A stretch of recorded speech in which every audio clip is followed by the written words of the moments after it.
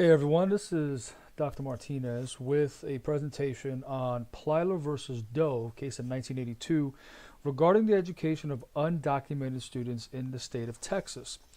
So this is a seminal moment. This is a seminal case regarding illegal aliens, undocumented students, and education in the United States. So basically, the issue here is the question of, can the state of Texas deny undocumented students a free public education? Up until this time, and it was enacted in 1972, there was legislation in the state of Texas that basically restricted districts' funding if they registered undocumented students in their schools. In addition, there was legislation that allowed schools to basically deny enrollment of undocumented students into their districts. So a lawsuit was brought forth by a Mexican family saying that this was not something that should be upheld because of their protection under the 14th Amendment. Ironically, the state of Texas was coming forward saying that they indeed did have protection from the 14th Amendment. So where do we stand? Basically, the Equal Protection Clause in the 14th Amendment states that all persons within a jurisdiction have equal protection of the law. And what the state of Texas was saying was that this does not apply to undocumented students or illegal aliens in general, because they are not persons within a jurisdiction. They are here unlawfully, they are here illegally in this country, and therefore do not fall as people that are under the jurisdiction of a state, since they don't belong here in the first place. Whereas on the other side, it was being argued that all persons is meant to be in the literal sense of the term. All persons, regardless of where they come from, where they live, how they got there, anyone within a jurisdiction, which is basically within a state in this case, is subject to the protection of the law.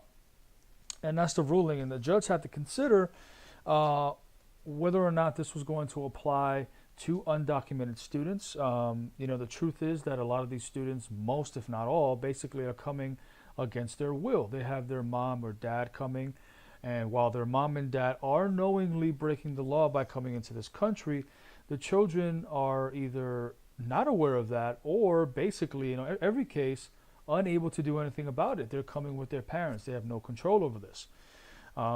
So the judge had to consider that aspect, as well as the aspect of what will happen if we have all of these students that are unable to go to school and are not being educated in this country. What is going to happen in the grand scheme of things?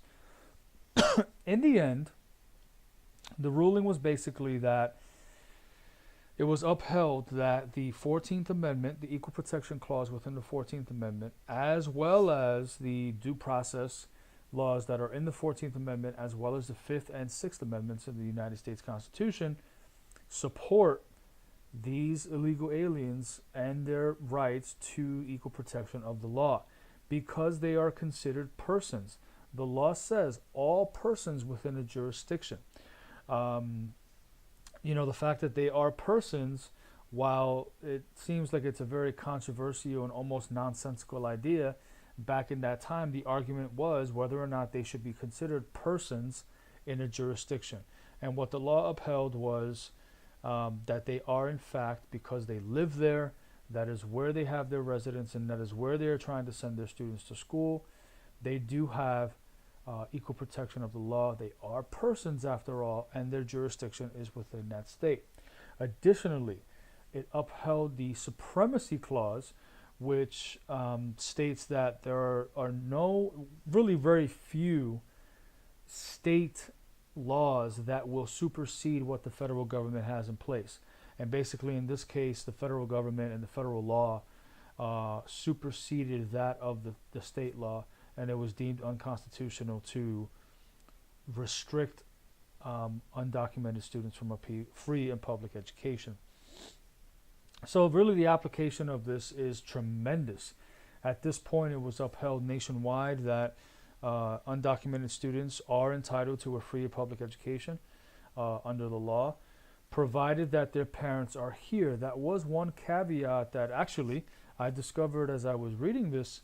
I discovered that if the parents are living here, even though they are undocumented, even though they are illegal, students are protected under the 14th Amendment.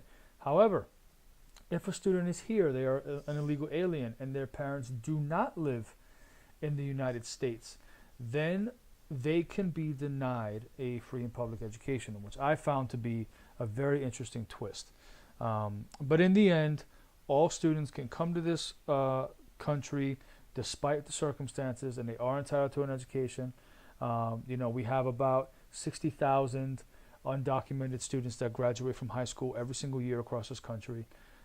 More and more is being done for undocumented students in terms of financial aid, being able to get into college, being able to do something with them so that they can be fruitful parts of our society. The judge, in fact, used that as one of the big reasons why they upheld the law, was because he had to consider the fact that if we're restricting students from an education, what else are we doing to them, and what are we doing to our economy and our society by having so many of these uneducated members here with no guarantee that they're going to be deported.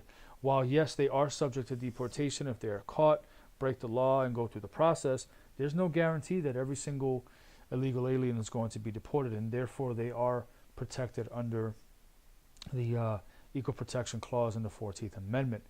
And that's huge. Now, undocumented students are part of the fabric of this country in terms of students and education and what we do for them, and that all stems from the rights that they were able to get in this 1982 case. So in conclusion, the state of Texas cannot deny undocumented students the right to a free public education. And obviously this was widespread throughout the country, was upheld throughout the country. But this is the seminal case that made it happen. A very interesting case, one that has widespread ramifications, but also one that can show that justice can be served, and people are people. They are protected by the law. And this great nation of ours basically will allow most individuals who are upstanding citizens and upstanding people to go after life, liberty, and the pursuit of happiness. And it's a beautiful thing. So that is my presentation on Plyler versus Doe, 1982. Thank you. God bless you, and God bless our great nation.